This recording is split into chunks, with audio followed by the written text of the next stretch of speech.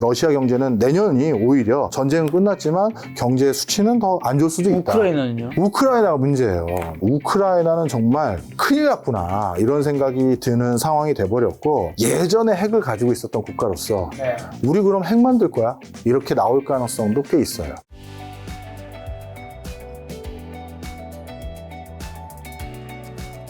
미국 대선에서 트럼프가 당선되었죠. 이거 러시아 우크라이나 전쟁 영향 어떻게 좀 갈까요? 이제 1월 20일에 집권 시작하죠. 일단 트럼프는 우크라이나 전쟁을 끝내겠다라고 약속을 했고 맞습니다. 그 행보를 계속 갈 것 같아 보입니다. 그러면 실제 끝나긴 합니다. 그런데 그게 24시간이나 이런 건 아니고요. 왜 제가 그렇게 생각하냐면, 지금 러시아 우크라이나 전쟁도 사실은 미국의 도움 없이 우크라이나가 여기까지 올 수 있었을까요? 없었어요. 그런데 만약에 그럼 미국이 야 우크라이나 이제 정리해, 정리 안 하면 너 이제 전혀 지원 안 한다 라고 해버리면 우크라이나는 결국 정리를 할 수밖에 없어요. 그렇겠네요. 그래서 저는 이번 전쟁은 결국 이제 끝나가는 형국으로 간다라는 걸 일단 딱 제가 그렇게 정리를 하고요. 질문에 이건 미리 꼭 말씀을 드리고 싶어서, 우리 유튜브 보면 또 뒤는 잘 안 보시는 분들이 계시니까, 물론 우리는 이제 투자 때문에 러시아 우크라이나 전쟁을 말씀을 드리긴 합니다만, 우크라이나를 보고 우리는 진짜 많은 생각을 하셔야 돼요. 여러분, 우크라이나는요 1991년 이후에 전 세계의 3대 핵 보유국 중에 하나였어요. 러시아가 가지고 있었던, 옛날 소련이 가지고 있었던 핵의 상당 부분을 우크라이나가 가지고 있었거든요. 세계 3대가 맞아요? 3대. 예. 왜냐면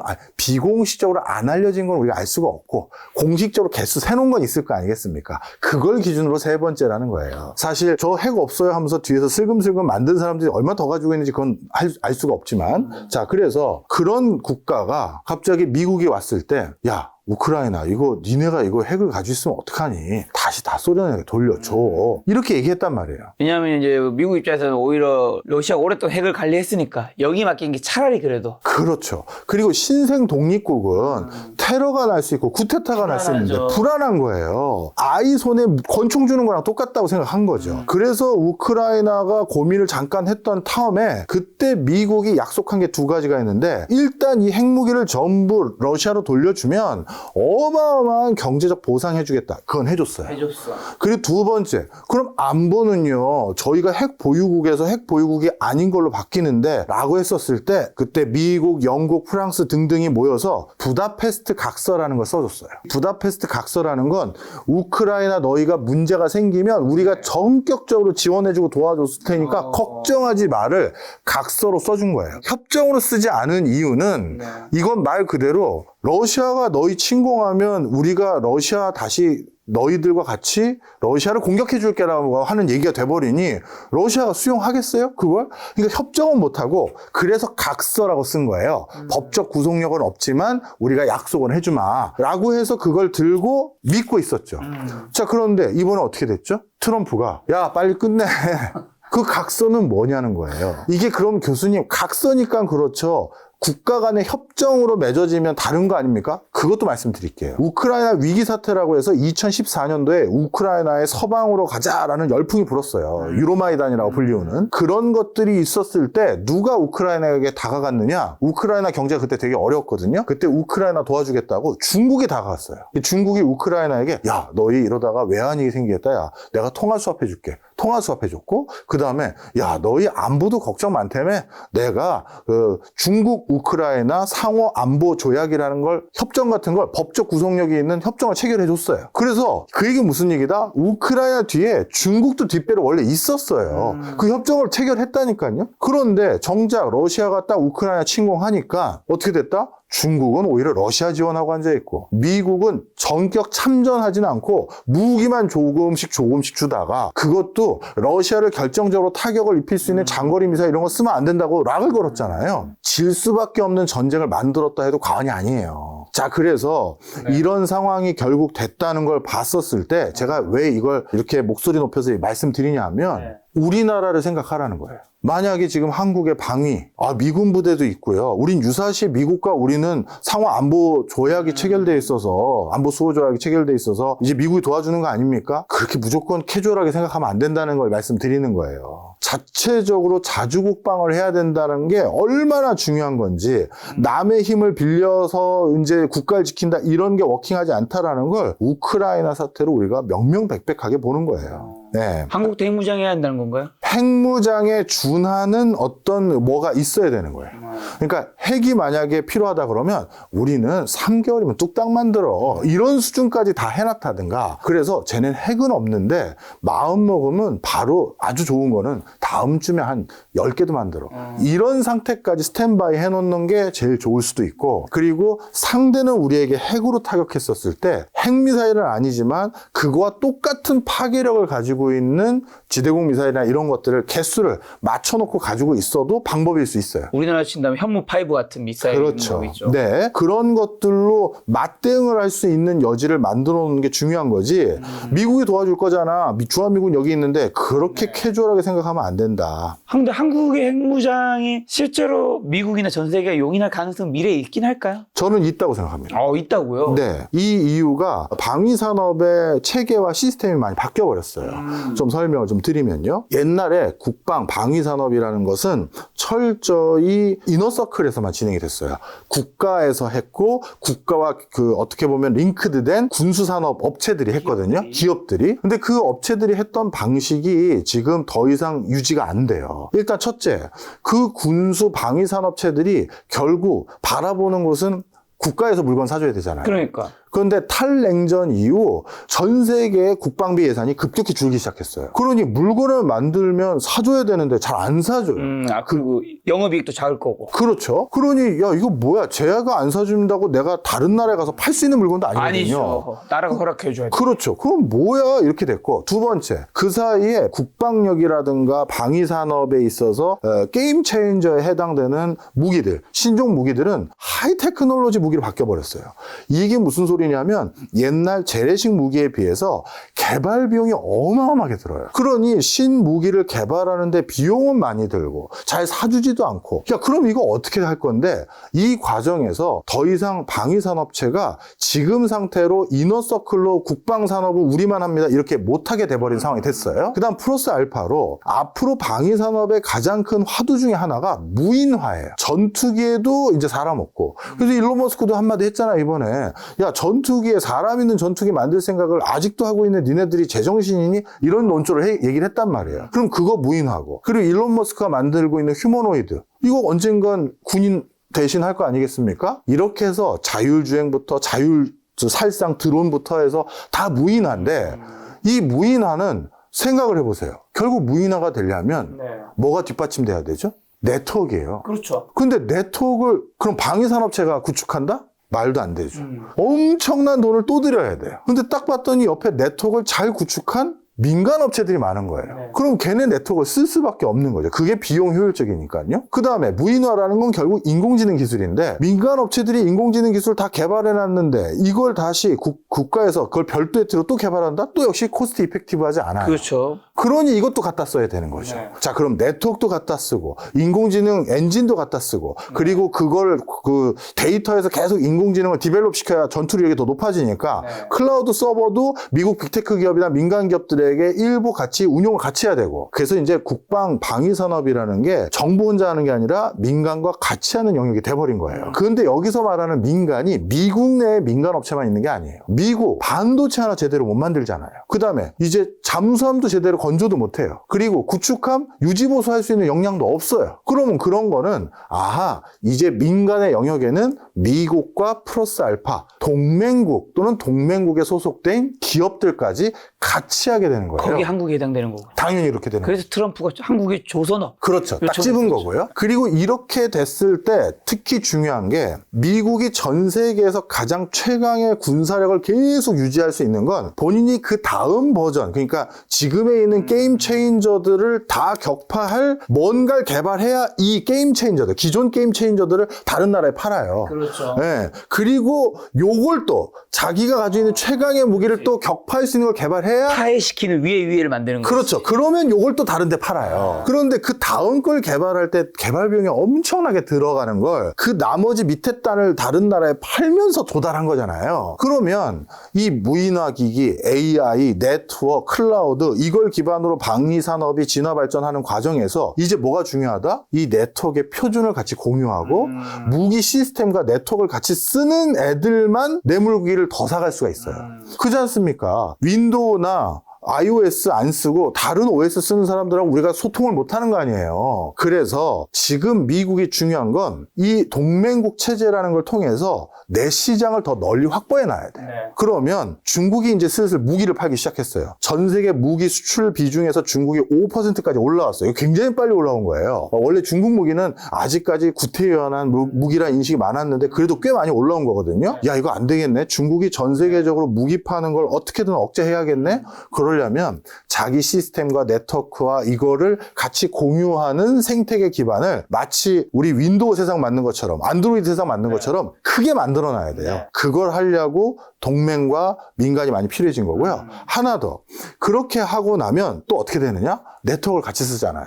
그러면 나에게 총뿌리를 못 겨누죠. 겨누려고 하는 순간 내가 알게 되잖아요. 네, 그러다 보니까 최고의 방어조차도 내 무인화 기기의 시스템을 같이 공유할 수 있는 의미 있는 세력을 널리 만들어 놔야 된다. 이게 미국의 전략 전술이에요. 그걸 한국 핵이랑 무슨 관련이 있죠? 한국의 핵과 관련이 있죠. 이게 지금 핵이라는 것도 그 안에 그냥 미사일 딱 쏘면 지가 알아서 거기까지 쭉 날아가는 게 아니라 이제 자동 제어 장치가 들어가고 뭐 하고 하는데 그런 것들 할 때 야, 한국 우리 최첨단 무기 만드는데 니네 반도체도 많이 필요하고 니네 역량이 많이 필요해 할 때 그럼 우리도 이제 얘기를 해야죠. 딜을 한다. 그렇죠. 아니 우리는 그럼 맨날 부품만 납품하면 합니까? 우리도 뭔가 위기 때 좀 저 도움받을 게 뭐 있어야 되는 거 아니 했을 때 그럼 이렇게 하자. 전략 핵 자산을 너희 쪽에 우리가 비치해 줄게. 이렇게 아마 딜이 들어올 거예요. 그래서 문제 생기면 우리가 그거 활용할 수 있게 해줄게.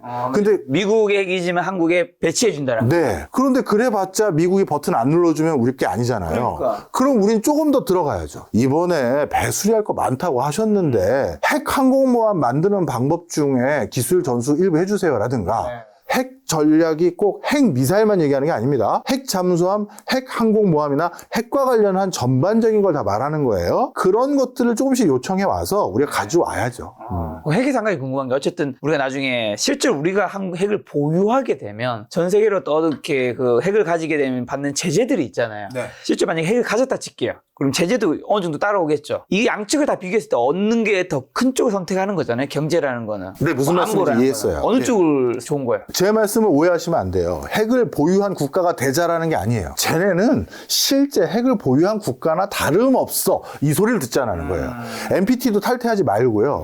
왜? 그렇게 순진한 생각하지 말자는 거예요. 아까 제가 우크라이나 사태 말씀드리면서 계속 한 게 뭐예요? 국가 간의 협약이나 각서나 아무 의미 없더라. NPT는 그대로 있는 거예요. 그러면서 우리는 여차하면 일주일이면 핵탄두 10개도 만들어. 이 상태만 해놔도 쟤는 뭐 잠재적 핵보유국이나 다름없죠 뭐. 이런 수준까지만 하자는 거예요. 자, 북한군이 러시아 우크라이나 전쟁에 파병됐잖아요. 요거 이제 전쟁 양상에 어떤 변화를 줄까요? 그리고 북한군은 왜 파병된 걸까요? 일단 가장 중요한 건 러시아 입장에서 징집할 청년들의 숫자가 부족했던 것도 있고요. 그렇죠. 그리고 러시아 입장에서는 징집할 청년들이 원활하게 징집에 응하도록 만들기 위해서 엄청난 페이버를 줬어요. 사망했었을 때 유가족에게 바로 지급하는 돈이 우리나라 원으로 따졌을 때도 억 단위고, 그리고 나중에 네가 건강하게 돌아갔었을 때도 평생 지급하겠다는 연금도 굉장한 규모고요. 나중에 러시아가 이 뒷감당을 어떻게 하려고 이렇게 빵빵하게 질렀나 이 생각마저 들 정도인데, 그러면 그거 상대적으로 10분의 1이 아니라 40분의 1 수준으로 막을 수 있는 게 북한 근로자거든요. 그러면 적장에 어딘가 배치해서 쓰면 싸게 쓸 수 있는 게 하나가 있고요. 그렇죠. 두 번째는 북한 입장에서도 무기 체제 이미 다 수출해서 보내봤는데 생각보다 불발이 많더래잖아요. 그래서 그런 것들에 대해서도 우려가 많지만 어떻게든 이번 기회에 러시아를 더 도와주고 네. 그걸로 인해서 러시아로부터 더 많은 것들을 얻어내기 위한 게 북한의 행보인데 네. 그러기 위해서는 자신들이 가지고 있는 제일 중요한 자산,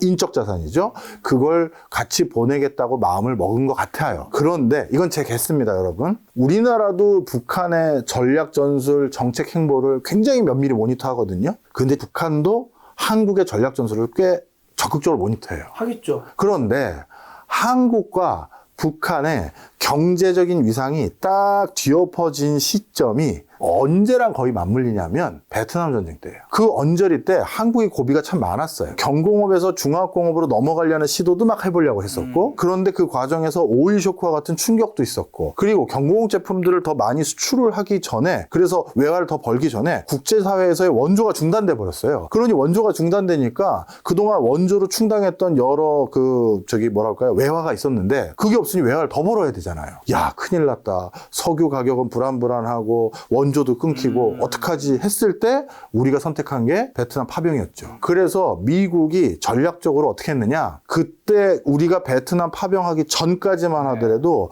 미국 시장에서 가발, 그 당시 예전에 70년대, 60년대 미국 그 영화 보면 여배우들이 이상한 가발 쓰고 나온 거 보이시죠? 왜? 뻥뻥하게 큰 거. 그 당시 그 가발이 유행이었어요. 그게 마치 신발 사는 것처럼 엄청난 유행이었는데 그 가발 수출 1순위가 중국이었어요. 중국이 제일 많이 수출했거든요. 중국의 임모. 10억의 그 공산당이 머리 길러서 그걸 이제 미국에 수출했는데 그걸 미국이 어떻게 줬다? 네. 중국산 가발에는 고율의 관세 부과해서 미국에 들어갈 때 비싸게 만들어버리고 한국은 싸게 만들어줬어요. 그래서 그때부터 우리가 미국에 가발도 파고 뭘도 팔면서 바이어들 만나면서 외화를 번 거예요. 바로 북한이 그걸 봤던 거죠. 벤치마킹한 거죠. 이야, 생각해보니까 한국이 2억 만리의 다른 나라의 전쟁에서 청년들 피땀 흘리게 만들고 목숨 잃게 만들어서 외화 벌어서 야, 우리 북한을 역전하는구나. 위기를 극복하는구나. 이걸 본 거죠. 그걸 선택한 거예요. 저는 북한의 김정은 뒤에 있는 수뇌부들은 네. 베트남 전쟁을 직접 생전에 목도했던 사람들인 걸 알거든요. 그래서 그렇게 전 평가하고 있습니다. 근데 그게 반발도 있을 수밖에 없을 텐데 북한군에 있는 주민분들의 이민분들의 민심이 어떤가요? 우리나라에서도 청년들 베트남에 파병한다고 했었을 때 민심이 안 좋았어요. 하지만 권위주의적인 국가, 독재 국가에서는 누르게 되는 거죠. 네, 누르게 되는 거예요. 그래서 그 누른 걸로 결국 그냥 무마하고 보낸 거다. 이렇게 보시면 되겠습니다. 자, 이걸 토대로 한국이 우크라이나에 이제 북한이 러시아에 지원을 했으니까 한국이 우크라이나에 살상무기 현재까지 직접적으로 지원한 적은 없죠. 네. 직접적으로 지원할 가능성이 있나요? 이제는 없죠. 왜냐하면 트럼프가 이제는 전쟁 끝내겠다고 했는데 이런 과정에서 미국마저 끝내겠다고 했는데 우리만 지원을 해버리면 그러게요. 네, 전쟁 끝나고 나서 우리는 다시 러시아한테 달려가야 되거든요. 러시아! 섭섭했어! 하면서.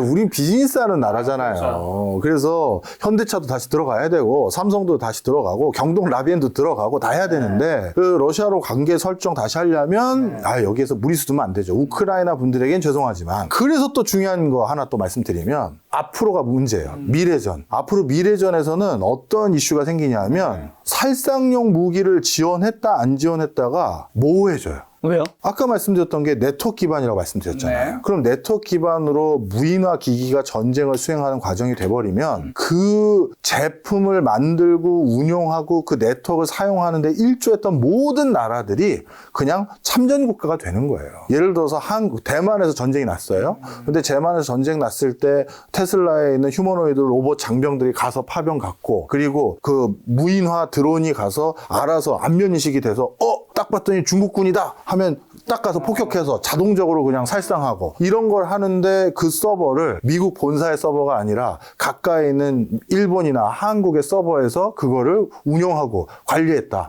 스타링크 이용해서 또 지원했고 그러면 한국도 참전한 거예요. 그래서 앞으로는 단순히 탱크 보냈습니다, 총 보냈습니다가 중요한 게 아니라 이 네트워크 사용에 일조했다라고 하면 그냥 참전국으로 봐야 된다. 이것도 전쟁의 개념이 바뀌어가고 있는 거죠. 이번 전쟁이 사실 드론이 정말 많이 사용됐는데 앞으로 전쟁에서는 드론들이 더 많이 사용되겠죠. 이 효율성 때문에. 이 드론 때문에 미국의 보호무역주의가 생겼다고 해도 과언이 아니에요. 설명을 좀 드리면 앞서 말씀드린 것처럼 어떤 일이 생겼냐 하면 방위산업이 몇 개의 탑티어의 그 뭐라고 그럴까요? 방산 전문 업체들의 리그가 아니라 민, 관, 학까지 전부 결부되는 형태로 바뀌어버리다 보니까 자연스럽게 정보 유출이나 방산 기술들이 민간에도 많이 갖게 되었어요. 그런데 그 민간이 갖고 있던 애들은 민간이잖아요. 근데 갑자기 중국이 와서 그 기술 좀 나한테도 쓸 수 있게 해달라라고 하면 보냈어요. 그런데 그것들 중에서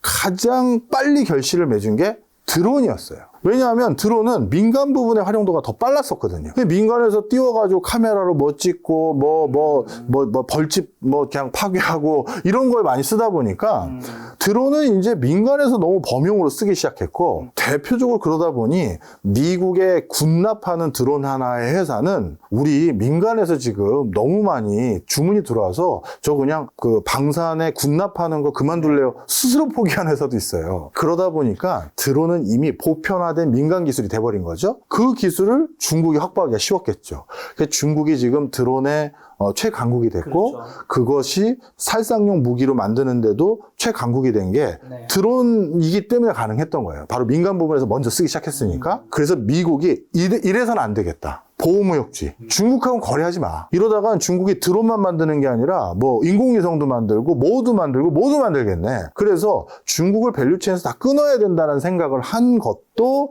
방위산업과 관련된 맥락이 커요.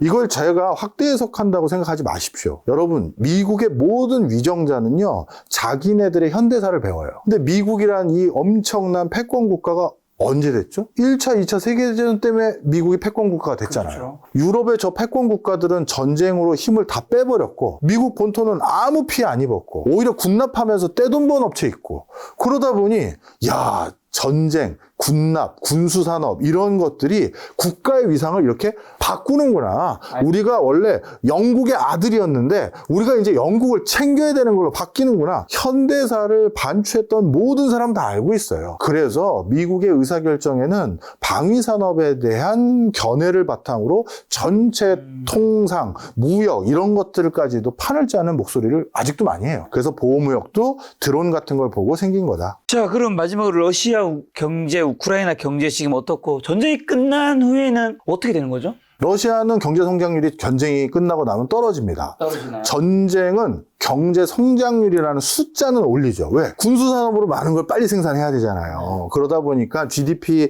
성장률은 높아지지만 전쟁이 끝나고 나면 그만큼 빨리 돌릴 이유가 없어졌고 정부가 과잉 지출했던 것도 커버를 하기 위해서 소강 상태로 바뀌다 보니까 경제 성장률 IMF가 예측한 걸 보면 내년도는 러시아는 경제 성장률이 크게 떨어져 있는 것으로 예측이 되고요. 그러다 보니까 러시아 경제는 내년이 오히려 전쟁은 끝났지만 경제 수치는 더 안 좋을 수도 있다. 우크라이나는요? 우크라이나가 문제예요. 일단 국가 파산 직전이거든요. 지금도 미국과 서방 국가들이 지원해 준 게 아니고서는 벌써 파산이 됐을 거고요. 그리고 인구 구조 차원에서도 문제가 생겨서 일하는 생산 가능 인구가 급격히 줄었어요. 그 다음에 그동안 짊어졌던 부채마저도 너무 많은 상태에다가 이제 국가 재건해야 되잖아요. 전력, 수도, 교통 다시 복구해야 되는데 이 돈은 어떻게 충당할지 지금 감이 없을 거예요. 그래서 우크라이나는 정말 큰일 났구나 이런 생각이 드는 상황이 돼버렸고 트럼프가 분위기상 많이 안 도와줄 것 같아요. 그런데 나토에 해당되는 EU 체제에 해당되는 다른 서방 국가들도 요즘 살림살이가 빡빡하거든요. 그래서 우크라이나가 진짜 큰일 난 상태구나 이런 생각이 듭니다. 인구가 줄어든 건 전쟁으로 인해서 사망자도 있었고 또 젊은 분들, 군에 들어가야 되는 분들은 해외로 많이 빠지셨다면서요? 예, 그것도 사실이죠. 처음에는 단기간에 있다가 돌아갈 수 있을 거라고 생각이 됐었는데 장기 체류를 하다 보니까 좀 표현이 웃기지만 정착을 해버렸어. 괜찮은 직업을 구했거나 누구네 밑에서 일을 할 수 있는 일자리를 찾아버린 거예요. 그러니까 우크라이나가 어느 정도 수습되고 나면 그때 들어가야지 하는 사람들이 많아졌다라고 하더라고요. 내년 상반기에는 러우 전쟁이 이제 끝날 확률이 높겠죠? 끝날 확률이 지금은 높지만요.